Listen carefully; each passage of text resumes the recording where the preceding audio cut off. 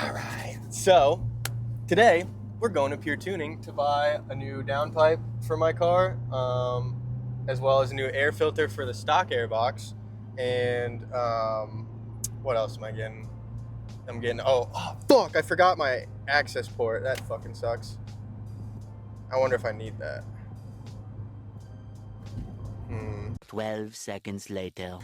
All right, so Jesus Christ. Anyways, so we're going to my tuning shop today to buy a new downpipe for my car and a new tune from Cobb back in the day, which this might be illegal. I'm not too sure. It might make my car illegal, but I don't really care. And airbox filter. It's a high flow filter.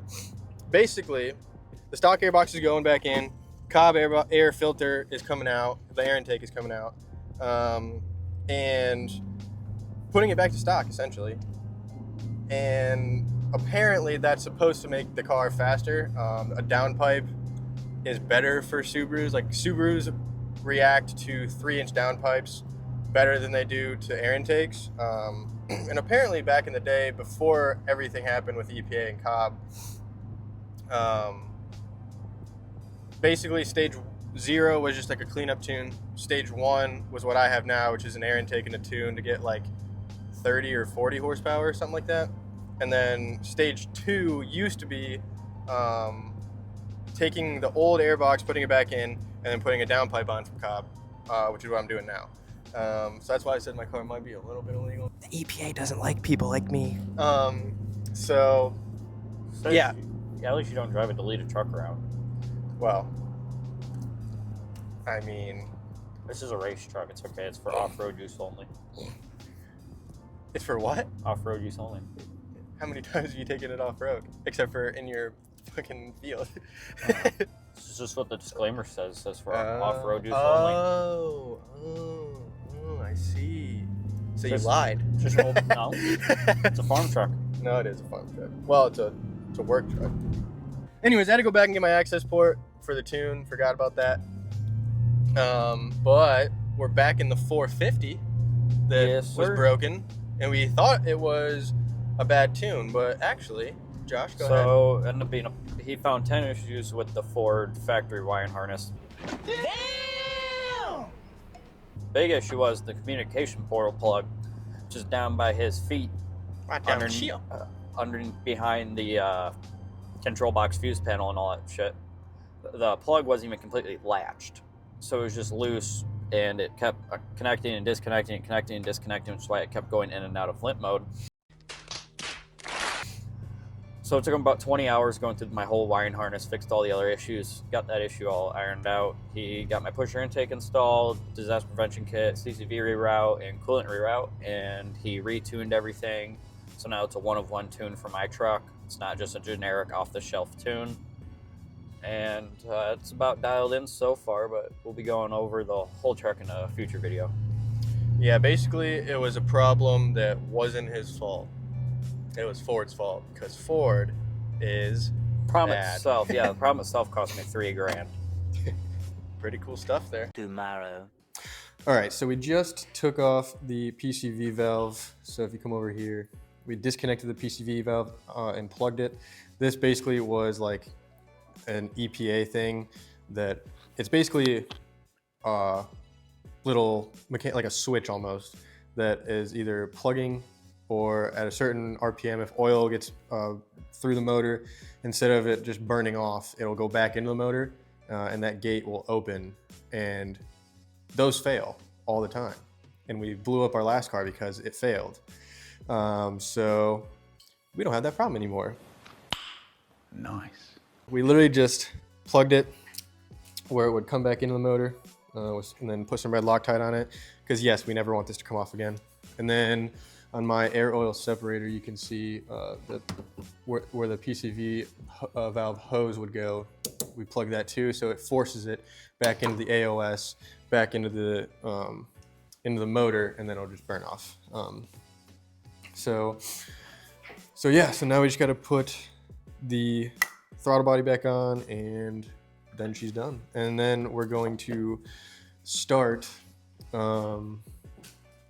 on taking the back of the car apart and making a sub bracket for my subwoofer. And this guy's in here thinking real hard about it. What are you thinking? Thinking. Yep. Okay. That about sums that up. So yeah, so that's gonna be next video. We're gonna start that. But yeah, so the engine right now is pretty much ready to go back in. The other thing though, look at what we got over here. Got a little downpipe for you. Oh yeah, this thing is going on the car, and we actually have to revert back to the stock airbox. So like I said earlier, got the upgraded high flow air filter for the stock airbox, so it should breathe better. And yeah, so that's why the title of this video was going back to stock for more power, because I get, supposedly with the tune, I get an additional 30 to 50 horsepower putting the downpipe on compared to the Cobb air intake. So should be a bit quicker as well. So yeah, that's our exciting part here. We're gonna take apart the back next video, and then the engine is about ready to go back in after I put this on.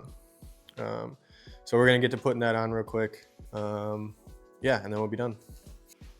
All right, so we got the throttle body back on. Just got these 2 bolts left, but yeah, everything's connected again. Engine should be better off now. One, because that is plugged, and with that plugged, it's a lot better for the motor if there is blow-by oil. Anyway, it's not being fed in, and just like back into the system, it just kind of burns off. If that were to fail and either be all the way open or all the way closed, if it closes, it just backs up to the system and then kaboom, which is what happened on the 14 STI that we used to have, I believe. But with that said, this job is done. Like I said before, all we have to do now really is the flywheel and so the clutch and the flywheel. So we have the stage one flywheel, stage 1 clutch. So it should be a lot more responsive and be able to take more power as well. Not that we're adding a bunch with the downpipe, but still a little something. But yeah, other than that, pretty much done.